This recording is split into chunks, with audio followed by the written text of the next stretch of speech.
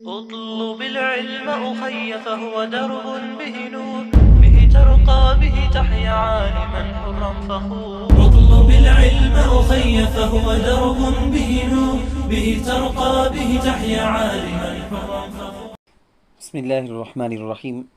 الحمد للہ وکفا وسلام علی عبادہ الذین اصطفیٰ اما بعد. آج 12 تاریخ 8واں مہینہ 2020 21 ذی الحجہ 1440 پر ایک ہجری بروز بدھ. گزشتہ ہفتہ درس حدیث میں بدھ کے دن ہم نے جس عنوان پہ درس دیا تھا وہی عنوان آج بھی ہے، کیونکہ عنوان اس قدر اہم ہے جس کے اندر مشکوٰۃ شریف کے اندر ایک باب ہے مستقل، باب تغیر الناس، لوگوں کے بدل جانے کا، لوگوں میں چینجز آ جانے کا بیان. تو اس میں جتنی باتیں بولنے کی تھی بہت سمٹ کر، بہت مختصر کر کے ہم نے جتنی بیان کی ہے. مزید اور بھی بہت ساری باتیں ہیں حدیثوں کی روشنی میں. چنانچہ اسی کا یہ دوسرا قسط ہے.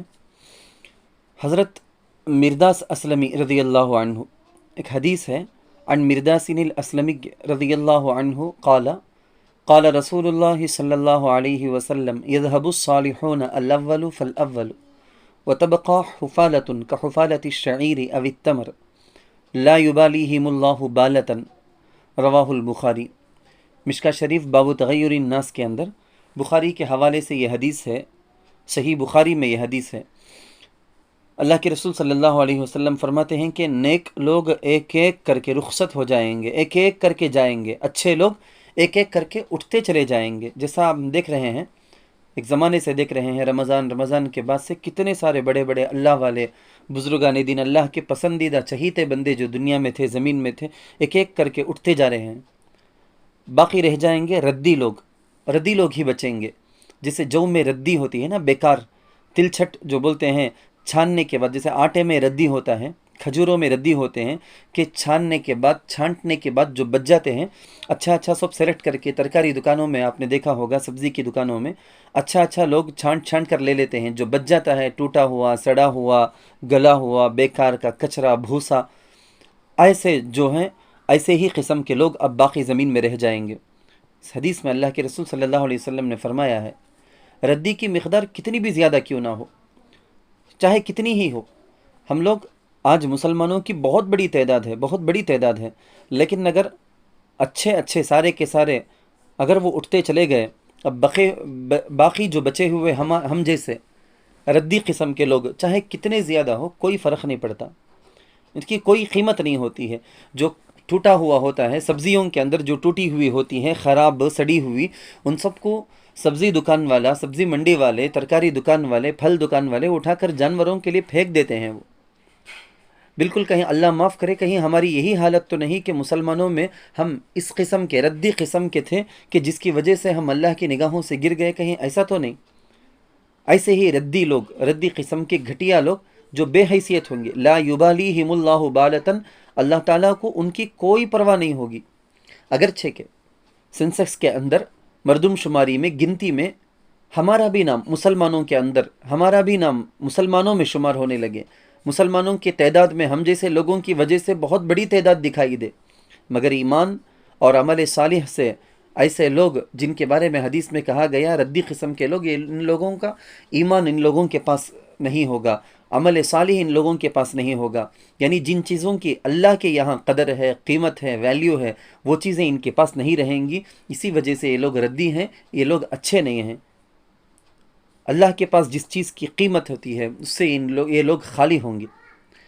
ایک حدیث میں حضرت حذیفہ رضی اللہ عنہ سے مروی ہے ان النبی صلی اللہ علیہ وسلم قال لا تقوم الساعة حتى يكون اسعد الناس بالدنيا لکع بن لکع.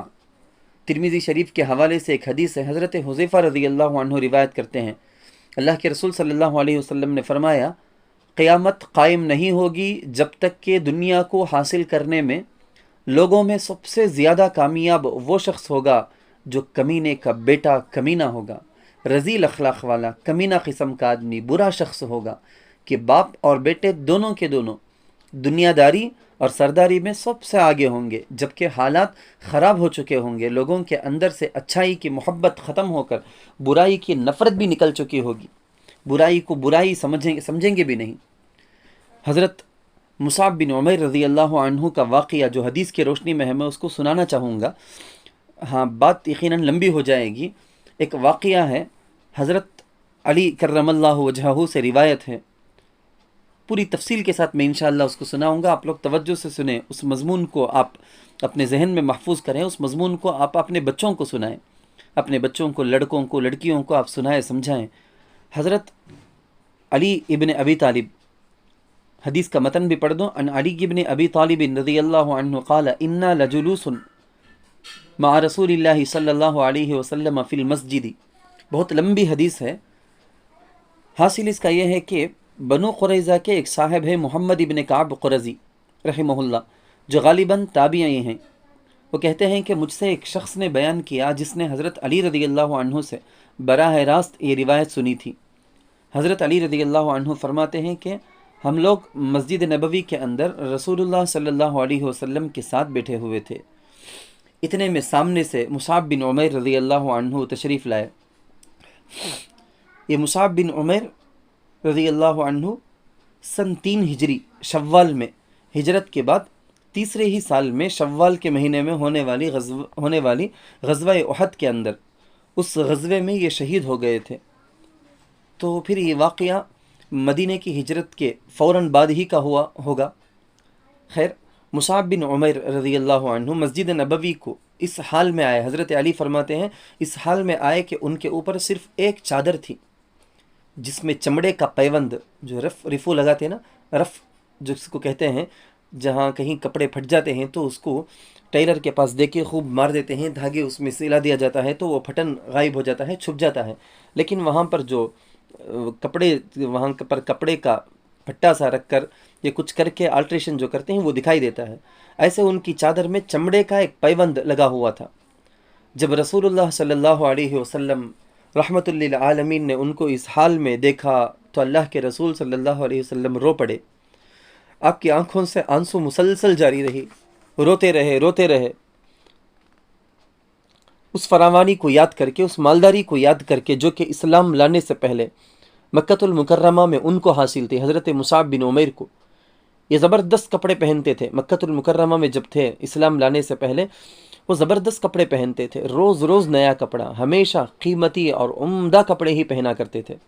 لیکن اب اسلام لانے کے بعد جب کہ زیب و زینت اور دنیا کی محبت دل سے نکل چکی تھی، اب ان کی حالت یہ کہ پورے جسم پر صرف ایک ہی چادر، وہ بھی ایسی چادر کہ پھٹے ہوئے رہنے کی وجہ سے چمڑے کے پیوند لگے ہوئے ہیں۔ چنانچہ غزوہ احد میں جب وہ شہید ہو گئے، شریعت کا حکم تو یہ ہے کہ شہید کو اسی کے کپڑوں میں دفن کر دیا جائے، اس میں خون ہو، خرابی ہو، سب کچھ کے ساتھ اس کو دفن کر دیا جائے۔ جس کپڑے میں شہادت ہوئی ہے اسی کپڑوں میں۔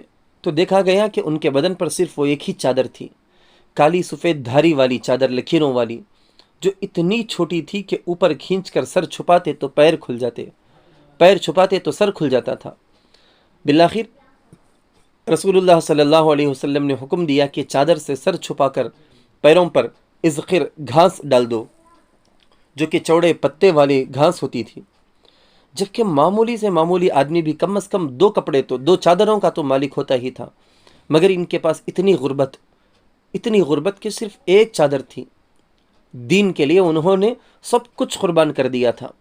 بہرحال جب مصعب بن عمیر رضی اللہ عنہ، حضرت علی فرماتے ہیں کہ وہ مسجد نبوی میں ایک چادر جو پھٹی ہوئی تھی اس کو پہن کر مسجد کے اندر آتے ہوئے دیکھ کر حضور علیہ الصلوۃ والسلام رو رہے تھے، تو اللہ کے رسول نے پھر فرمایا اس وقت تمہارا کیا حال ہوگا؟ اپنے پاس موجود جو بیٹھے صحابہ تھے ان سب کو دیکھ کر اللہ کے رسول صلی اللہ علیہ وسلم نے فرمایا اس وقت تمہارا کیا حال ہوگا جب تم میں کا ایک شخص صبح کو ایک جوڑا پہنے گا اور شام کو دوسرا جوڑا پہنے گا، یعنی نئے کپڑے، اتنی خوشحالی ہوگی، لباس اور زیب و زینت، دنیا کی اتنی محبت ہوگی کہ روزانہ 2 جوڑے کپڑے تبدیل کرو گے، کھانے کی ایک رکابی رکھی جائے گی، دوسری اٹھائی جائے گی، یعنی کھانے میں قسم قسم کے کھانے ہوں گے، کثرت ہوگی۔ اب ہمارے یہاں کی دعوتوں پارٹیوں کو ہی دیکھ لیں، ذرا اس کا تصور کریں، اس کا خیال کر کے دیکھیں۔ ابھی تو لاک ڈاؤن کا زمانہ چلتا ہے، لاک ڈاؤن کے زمانے کے اندر بھی کیا کچھ کم ہو رہا ہے، اس سے پہلے کی جو حالتیں تھیں دعوتوں میں ہماری، اس کو ذرا سوچیں۔ کہ یہ سب کچھ جو اللہ کے نبی فرماتے ہیں وہ سب کچھ ہمارے اس زمانے میں ہو رہا ہے۔ مہمانوں اور میزبانوں کو اسی میں اعزاز معلوم ہوتا ہے کہ کئی رکابیاں، کھانے کے کئی برتن ہو، قسم قسم کے پلیٹ ہو، قسم قسم کے کھٹورے ہو، برتن ہو، گلاس ہو، چمچ ہو، سب نئے، سب قیمتی، سب عجیب ڈیزائن کے ہوں، قیمتی سے قیمتی ہوں۔ ایک برتن کو اٹھایا جاتا کہ اس میں کھانا ہے، گوشت نہیں، اس میں بوٹی نہیں، اس میں فلاں نہیں، اس میں فلاں نہیں، اس میں شوربہ نہیں، وہ لاؤ، اس میں نلی نہیں، فلاں لاؤ، اس میں گوشت نرم نہیں ہے۔ کھانے والے اور کھلانے والے دونوں سمجھتے ہیں کہ یہی اکرام ہے، کہ طرح طرح کے کھانے، طرح طرح کے سالنے، طرح طرح کے میٹھے بنائے جائیں، مختلف ڈشیں ہوں، بے ضرورت قسم کی چیزیں۔ نیز حضور صلی اللہ علیہ وسلم نے فرمایا، تم اپنے گھروں کو اس طرح سے عمدہ اور قیمتی پردے اپنے گھروں پر لٹکاؤ گے جس طرح خانہ کعبہ کے اوپر پردہ لٹکایا جاتا ہے۔ گھروں کے پردے کا مقصد تھا کہ باہر والوں کی نگاہ نہ پڑے، جیسے دروازے پر پردہ لگایا جاتا ہے صرف اس لیے ایک موٹا ڈھاٹا۔ ہمارے اپنے بچپن کے اندر بھی ہم نے دیکھا کہ ایک موٹی سی ایک بیڈ شیٹ ہوتی ہے، موٹی سی ایک چادر ہوتی ہے، چادر کو یا لنگی کو یا موٹی سی ایک بیڈ شیٹ کو جو چادر اوڑھ کر رات میں سوتے ہیں، ایسی ایک چادر ہی کو دروازے پر ڈال دیا جاتا، کھڑکیوں میں لگا دیا جاتا تاکہ باہر والے کی نگاہ گھر کے اندر والوں پر نہ پڑے۔ مقصد تو صرف اس کا یہ، لیکن اب آج کل آپ دیکھتے ہیں کہ کیسی ڈیزائن کے منقش قیمتی پردے لگاتے ہیں کہ جس سے پردہ اور حجاب سے زیادہ اپنی مالداری، اپنی خوشحالی اور دولت کو ظاہر کرنا ہوتا، لوگوں کو بتلانا ہوتا ہے، گویا ان کا گھر کوئی جنت ہے، ایسے سجا رہے ہیں۔ گھر بنانا ہے تو چاہتے ہیں کہ زیادہ سے زیادہ دولت، زیادہ سے زیادہ پیسے اس میں خرچ ہو جائے۔ غسل خانہ اور پائخانہ بھی سٹار ہوٹل کے برابر بنانے کی خواہش ہوتی ہے۔ ان لوگوں کا صرف بیت الخلا ہی ایسا ہوتا ہے کہ جس خرچ پر غریب کو آرام کے ساتھ، پوری سہولت کے ساتھ ایک جھوپڑی یا شیٹ کا ایک سالم پورا کا پورا گھر ہی بن جائے۔ گھر کے ہر حصے پر بے ضرورت اور اسراف خرچ، آرام دہ صوفے، خوشنما مناظر، اے سی، پلنگ، ایک روم، کچن سے لے کر ہال سے لے کر ایک روم میں انہوں نے سجاوٹوں کی ایسی شکلیں اختیار کر رکھی ہے۔ پھر اس گھر میں رہ کر آدمی کو زندگی کی خواہش ہو جاتی ہے، زندہ رہنا چاہتا ہے، زندگی لمبی گزارنا چاہتا ہے، دنیا سے بہت زیادہ دل لگ جاتا ہے، دنیا چھوڑنا اب اس کو بہت دشوار ہو جاتا ہے، آخرت سے اسی قدر غفلت ہوتی ہے، غافل ہو جاتا ہے۔ کپڑوں کے بارے میں حضور صلی اللہ علیہ وسلم نے کیا کہا، برتنوں کے بارے میں کیا کہا، پردوں کے بارے میں کیا کہا، ذرا سوچیں، ذرا سوچ کر دیکھیں۔ میں آپ کو وہ عربی حدیث بھی سناؤں، بار سناؤں، اس کے اندر اللہ کے نبی نے کیا کہا ہے۔ حدثني من سمع علي بن ابي طالب قال انا لجلوس مع رسول الله صلى الله عليه وسلم في المسجد فاطلع علينا مصعب بن عمير ما عليه الا بردة له مرقوعة بفرو فلما رآه رسول الله صلى الله عليه وسلم بكى للذي كان فيه من النعمة والذي هو فيه اليوم ثم قال رسول الله صلى الله عليه وسلم كيف بكم إذا غدا أحدكم في حلة وراح في حلة ووضعت بين يديه صحفة ورفعت أخرى وسترتم بيوتكم كما تستر الكعبة۔ ذرا سوچیں، ان باتوں کو سوچیں کہ برتنوں کے بارے میں اللہ کے نبی نے کیا فرمایا، ہمارا کیا معاملہ، کپڑوں کے بارے میں حضور نے کیا کہا تھا، ہمارا کیا معاملہ، پردوں کے بارے میں حضور نے کیا کہا تھا، ہمارا کیا معاملہ ہے۔ میں خاص طور پر اپنی ماں بہنوں سے، عورتوں سے درخواست کروں گا، کیونکہ عورتوں میں یہ باتیں بہت زیادہ ہیں، ضرورت نہیں لیکن پھر بھی کپڑوں کے لینے کا سلسلہ نہیں رکتا، قسم قسم کے قیمتی سے قیمتی کپڑے، زمانے کے اعتبار سے، یعنی کپڑے تو پردے کے لیے، جسم چھپانے کے لیے ہوتے ہیں، مہینے کے فیشن کے اعتبار سے نہیں کہ اس مہینہ یہ فیشن ہے اس کپڑے کو لینا، اس مہینے یہ فیشن ہے۔ یہ غیروں کا طریقہ، یہود و نصارے کے طریقے کی پیروی کتنی کرو گے، کس قدر کرو گے؟ گوہ کے سوراخ میں بھی وہ جائیں گے تو تم بھی جا کر گھس جاؤ گے۔ نوجوان لڑکیوں میں، بعض نوجوان لڑکوں میں تک بھی یہ خراب عادت بن گئی ہے۔ غرض یہ بات حضور صلی اللہ علیہ وسلم نے کہہ کر سوال کیا صحابہ کرام سے سوال کیا۔ اللہ کے رسول نے کہا کہ اس وقت تمہارا کیا حال ہوگا، صحابہ نے کہا یا رسول اللہ نحن یومئذ خیر منا اليوم نتفرغ للعبادة ونکفى المؤنة قال لا انتم اليوم خیر منکم یومئذ. صحابہ کے ذہنوں میں تو یہی پاکیزہ خیال تھا نا.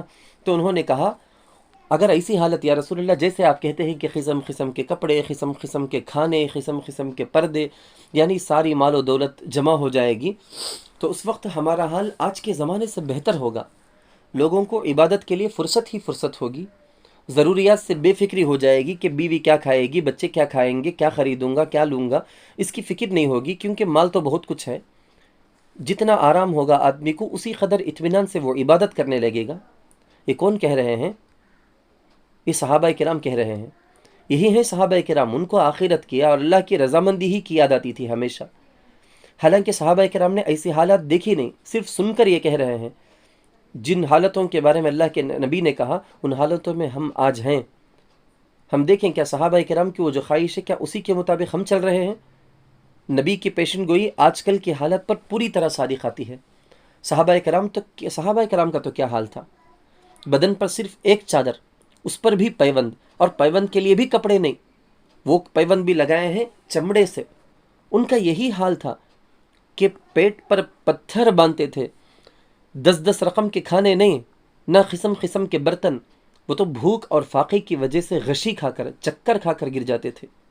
مکانوں پر خوبصورتی اور دکھاوے کے پردے نہیں لگاتے تھے، لیکن ہمیشہ آخرت کی فکریں ان کے پاس تھی. ایمان ان کا مضبوط تھا. جنت و جہنم کو ہمیشہ اپنی نگاہوں کے سامنے رکھتے تھے. موت کی تیاری کرتے تھے، دین کے لیے بڑی سی بڑی قربانی دینے کے لیے تیار تھے. اور زمانے میں لوگوں میں جو تبدیلی آئے گی، جس کے بارے میں اللہ کے رسول صلی اللہ علیہ وسلم نے فرمایا تھا، وہ زمانہ وہ ہے جس میں اب ہم ہیں. ہماری نگاہوں کے سامنے وہ ہے. ہم ہی لوگ وہ ہیں جو بدل چکے ہیں. اب ہم کو کیا کرنا ہے؟ حالات کو بدل دیں یا ہم اپنے آپ کو بدل لیں؟ ہمارے زمانے میں اگر کوئی شخص پکا ارادہ کر لے کہ دین پر پورا عمل کروں گا، اس پر ثابت قدم رہوں گا، اس کے لیے دیکھیں کتنی مشقتیں ہوتی ہیں، کتنی محنتیں اس کو جھیلنی پڑے گی. جیسے کوئی آدمی مٹھی میں انگارہ پکڑنے والا ہوتا ہے، اس مٹھی میں اپنے ہاتھوں کے ہتھیلیوں میں انگار پکڑنے والے کو جتنی تکلیف ہوگی ویسی ہی ہوگی. جیسا کہ ایک روایت مشکات ہی کے حوالے سے کہوں، حضرت انس رضی اللہ عنہ سے مروی ہے، قال رسول اللہ صلی اللہ علیہ وسلم یأتی علی الناس زمان الصابر فیہم علی دینہ کالقابض علی الجمر. ترمذی شریف میں یہ روایت ہے. مشکات میں باب تغیر الناس کے اندر اس حدیث کو نقل کیا گیا ہے. ایک زمانہ ایسا آئے گا، دین پر جمنے والا آدمی ایسا ہوگا جیسے مٹھی میں انگارہ پکڑنے والا. زمانے کا ماحول اتنا بگڑ چکا ہوگا، لوگوں کا ذہن اتنا خراب ہو چکا ہوگا، دین و شریعت سے اتنی دوری ہو چکی ہوگی. اللہ 1000 بار ہم معاف فرمائے، 1000 بار معاف فرمائے. آج چاروں طرف نگاہ کرو، چاروں طرف نگاہ دوڑاؤ. ہر شعبے کے اندر، ہر شعبے کا ماحول یہی بنا ہوا ہے. ہر شعبے میں، ہر چیز کے اندر آپ دیکھیں، وہاں کا ماحول دیکھیں. اگر کوئی آدمی بیان یا واز سن کر، کتاب پڑھ کر فکر کرے کہ ہم ایمانداری والی شریعت کے احکام کے مطابق ایسی اسلامی تجارت کریں جس میں نہ دھوکہ ہو، نہ کہیں سے جھوٹ ہو، نہ فریب ہو، نہ ہی کسی بھی طرح سودی لین دین ہو، یہ ارادہ کرے تو وہ شخص بہت جلد سے جلد ہی سر پکڑ کر بیٹھ جائے گا کہ یا اللہ یہ کیسے ہوگا؟ یہ تو پوری سسٹم، پورا کا پورا معاشرہ ہی بگڑا ہوا ہے. میں جائز طریقے میں ان کے درمیان رہ کر تجارت کر ہی نہیں سکتا ہوں. اسی طرح سے آپ گھر کے ماحول کو بھی دیکھ لیں. کوئی اپنے گھر کے اندر فاتحہ اور رسم و رواج کی چیزوں کو چھوڑنا چاہے، بدعات کو چھوڑنا چاہے، یا نکاح اور شادی کو سنت طریقے کے مطابق کرنا چاہے، تو رشتہ دار ناراض ہو جاتے ہیں، دوست خفا ہو جاتے ہیں. ہر طرف سے اس لڑکی یا لڑکے کے گھر والوں کو مخالفتوں کا سامنا کرنا پڑتا ہے. یا تو خود لڑکے اور لڑکے کے ماں باپ ہی ایسے خراب ہوتے ہیں کہ ان کو سنت کی کوئی پرواہ نہیں، یا اگر ان کو پرواہ ہوتی ہے تو رشتہ داروں کو پرواہ نہیں ہوتی. ان کو پرواہ ہوتی ہے تو بس اپنی خواہشات کی، بس اپنی منمانی چیزوں کی، کہ ان کو سارے رسم و رواج ہوتے ہوئے اپنی آنکھوں سے دیکھنا ہے، اس سے بڑھ کر کوئی چیز نہیں. اللہ رسول کو خوش ہوتے ہوئے دیکھنا ان کو کوئی پسند نہیں. کیا مرد کیا عورت، خصوصاً عورتیں یہ چاہتی ہیں کہ شادی میں ان کی اور لوگوں کی تمام ناجائز خواہشیں پوری ہو جائے، چاہے کتنی اللہ رسول کی نافرمانی ہو، چاہے کتنا سارا مال خرچ ہو جائے، ضائع ہو جائے، اللہ رسول کی مرضی کی پرواہ نہیں ہوتی. حتیٰ کہ بے شمار معصیتوں، گناہوں کے ساتھ جب شادی کرتے ہیں تمام نافرمانیوں سے بھری ہوئی جب ایک شادی ہوتی ہے، اللہ کے رسول کو ناراض کر کے جب شادی کا طریقہ اپنایا گیا، پھر خدا نہ کرے اس نئے جوڑے کی زندگی خراب ہو جاتی ہے، سر پکڑ کر بیٹھ جاتی ہیں عورتیں، روتی ہیں کہ یا اللہ میری بیٹی کے ساتھ، یا اللہ میرے بیٹے کے ساتھ یہ کیا ہو گیا، حالانکہ انہی لوگوں میں وہ سب خرابی انہی لوگوں نے کر رکھی تھی۔ اس میں ان لوگوں کے لیے خوشخبری بھی ہے۔ اس حدیث کے اندر، حدیث میں اللہ کے رسول صلی اللہ علیہ وسلم نے فرمایا نا، اس آدمی کی طرح جو اپنے مٹھی میں انگارہ پکڑنے والے ہوتا ہے، اس کی طرح یہ زندگی ہوگی۔ تو بالکل ان لوگوں کے لیے خوشخبری بھی ہے کہ ایسی بگڑی ہوئی حالات میں بھی جو دین پر چلے، اللہ کا خوف دل میں رکھ کر زندگی گزارے، اس کے لیے بشارتیں ہی بشارتیں ہیں۔ اللہ ہم لوگوں کو بھی انہی خوش نصیب لوگوں میں شمار فرمائے۔ وآخر دعوانا ان الحمد للہ رب العالمین۔